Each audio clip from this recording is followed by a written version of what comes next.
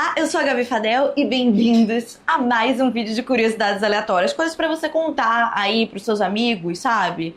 Quando você estiver na mesa, no bar, no jantar de família, enfim, pra parecer interessante. Antes de a gente começar o vídeo, não esqueça de já curtir e se inscreve no canal caso você não seja inscrito ainda, que me ajuda muito aqui. Você talvez já tenha visto esse mapa aqui, que mostra a porcentagem de pessoas que toma banho pelo menos uma vez por dia em cada país. E você provavelmente reparou que o Brasil é um dos únicos países em que pelo menos 98% da população toma banho pelo menos uma vez por dia. Na verdade, a gente toma banho até mais de uma vez por dia, tá? A média de banhos semanais do brasileiro é de 8,5. Ou seja, é mais de um banho por dia. Nós brasileiros sempre tivemos essa fama de limpinhos, né? A gente adora ir pra Europa e falar que eles estão todos fedorentos, todo mundo tá com subaqueira. E esse gráfico mostra que realmente é verdade. A gente toma muito mais banho do que todo mundo. Mas por que é isso? A explicação mais popular aí, que a galera mais fala, é que a gente pegou esses hábitos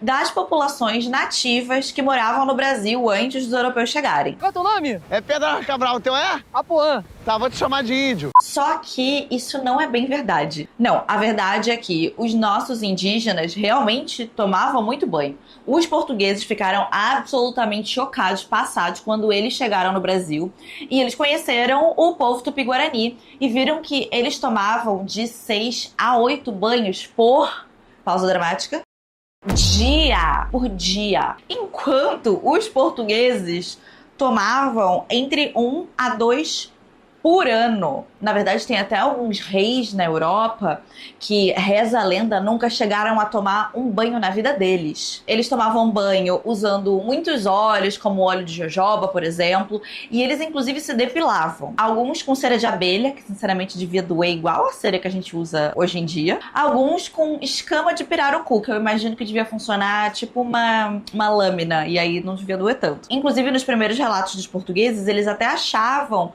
que os indígenas não tinham pelo, o que não era verdade, era só que eles se depilavam. Mas não era só os indígenas que estavam no Brasil que eram super limpinhos. Existe uma lenda de que quando os espanhóis chegaram na América, eles deram logo de cara com os astecas. Essa não é a lenda ainda. A lenda é que os astecas, quando eles foram receber os espanhóis, eles levaram várias pétalas de flores e incensos. Os espanhóis, na hora, acharam que era porque eles achavam que aquele povo ali estava achando que eles eram deuses. Só que, na verdade, era porque os astecas não estavam aguentando o futum. Estavam achando eles podres. Inclusive, para eles deve ter sido chocante, porque para os astecas, a parte da limpeza era também como uma coisa espiritual. E eles levavam limpeza muito a sério. Quando eles tomavam banho, eles usavam também mistura de óleos e plantas pra se limpar e perfumar. E essa coisa da limpeza era tão forte que eles tinham, por exemplo, um mês no ano.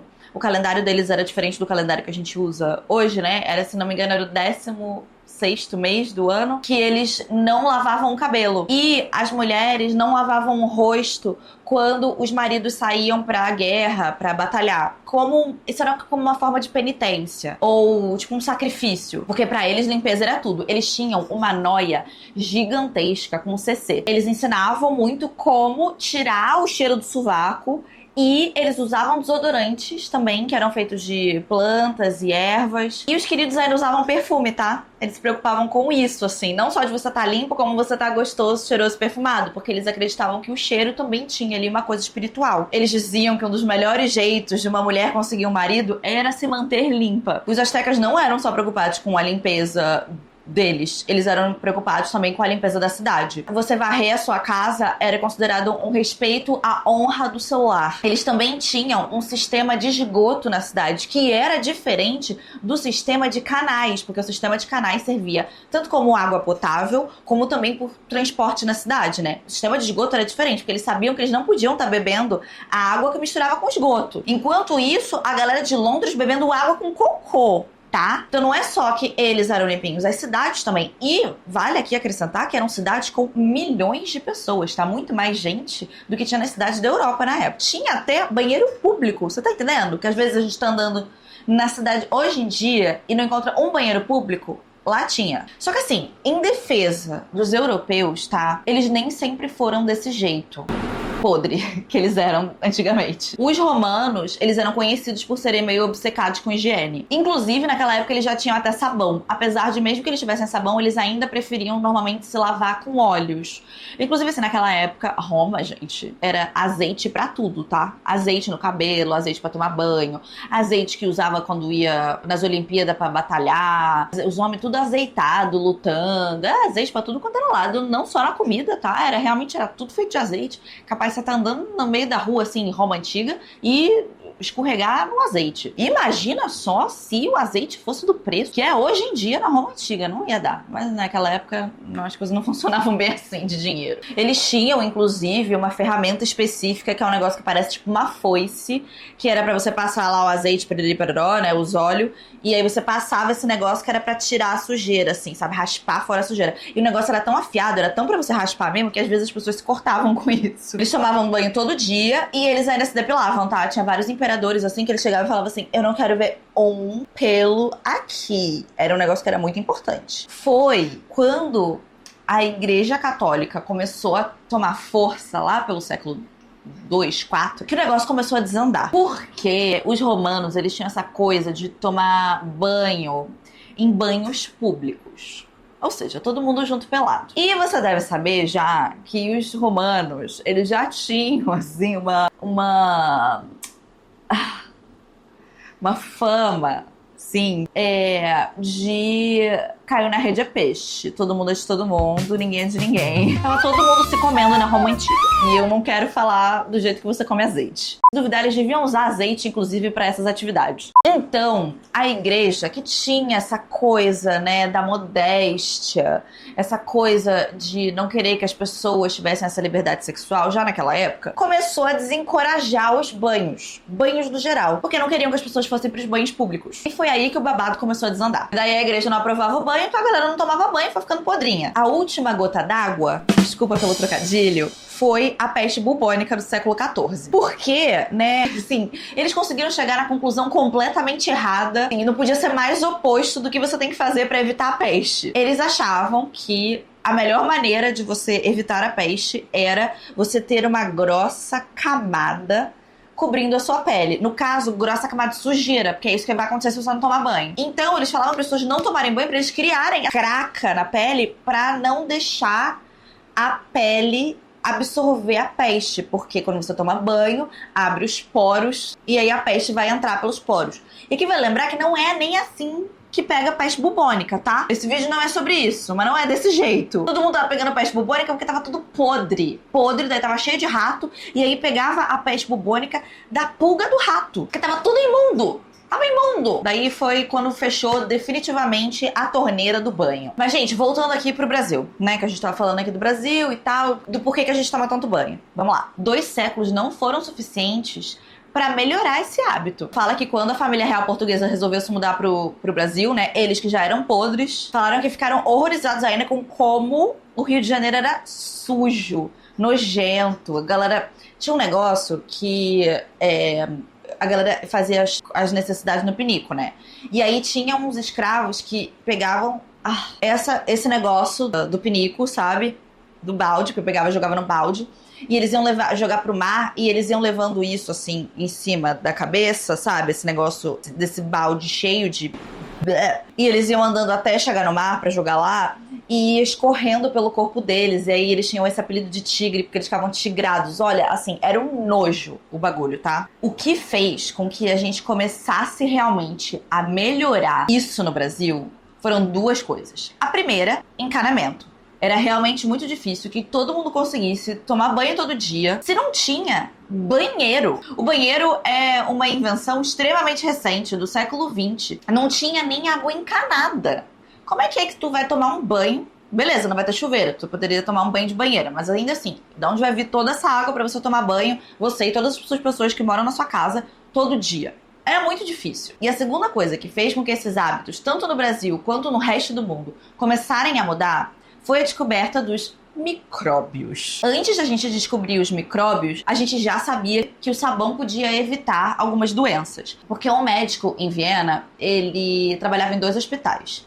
E aí ele percebeu que em um hospital, as mulheres que pariam ficavam de boa. Em outro hospital, as mulheres pariam e elas tinham uma taxa de mortalidade altíssima. Assim, a mulher tava morrendo toda. E aí ele começou a perceber as diferenças entre esses dois hospitais. O primeiro hospital que as mulheres viviam, os partos eram feitos por parteiras.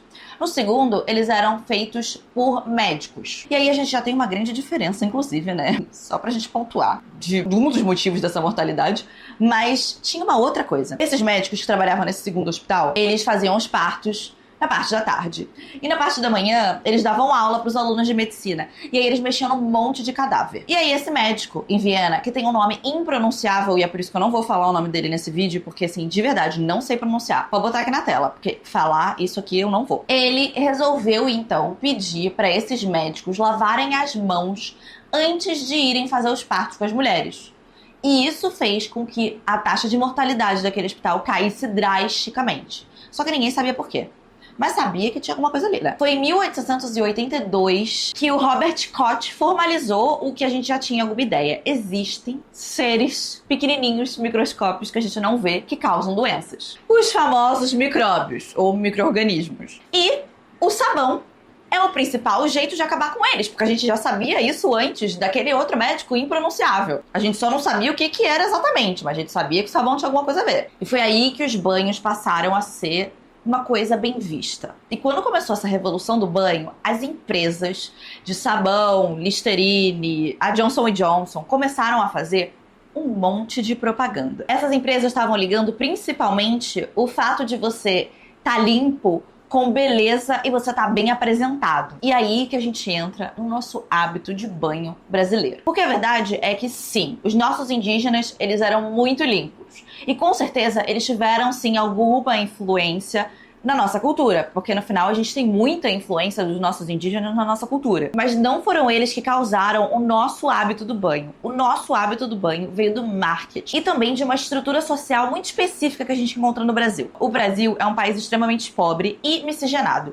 E são duas coisas muito específicas que a gente tem. Porque na maioria dos outros lugares, a forma com que você é tratado tem muito mais a ver com a sua identidade étnica. Mas no Brasil, isso é uma coisa que é um pouco mais nebulosa, porque o nosso país é muito miscigenado. Então existem outros fatores aí que a gente leva em consideração em como uma pessoa vai ser bem tratada e como ela navega na nossa sociedade. E aí quando a gente tem um país em que muitas pessoas não têm acesso à água, o banho vira um certo tipo de status. E você se apresentar limpo vira algo importante. Então todo esse marketing feito por essas empresas funcionou muito bem no nosso país. E não só isso, a gente também tem um clima muito quente e úmido. E o banho cai bem. E você se sente sujo muito mais rápido. E a gente ainda por cima associa o banho com o status. Porque significa que você tem acesso à água encanada, que você consegue ter esse banho. E ele te deixa navegar na nossa sociedade mais fácil. E com o tempo, isso acabou impregnando na nossa cultura e virando um aspecto muito forte dela.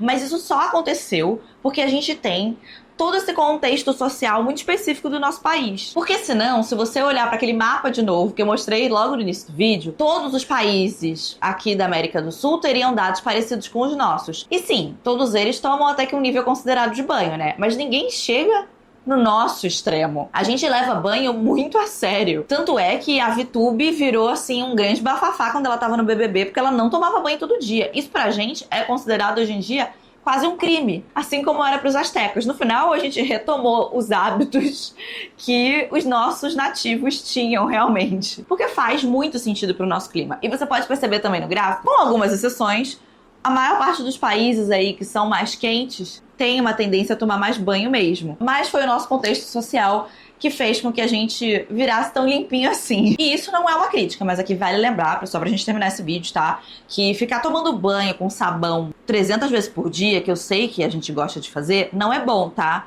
Um banho com sabão por dia já deu. Se você quiser tomar mais de um banho por dia, daí não precisa passar sabão, porque senão você vai acabar realmente tirando da sua pele a proteção natural dela, que não é exatamente, né, o que eles estavam falando lá na Europa da peste bubônica, não é bem assim, mas também não precisa tirar tudo. Se você gostou do vídeo, não se esquece de curtir, se inscreve no canal caso você não seja inscrito ainda e vire um lindo e mágico unicórnio muito curioso.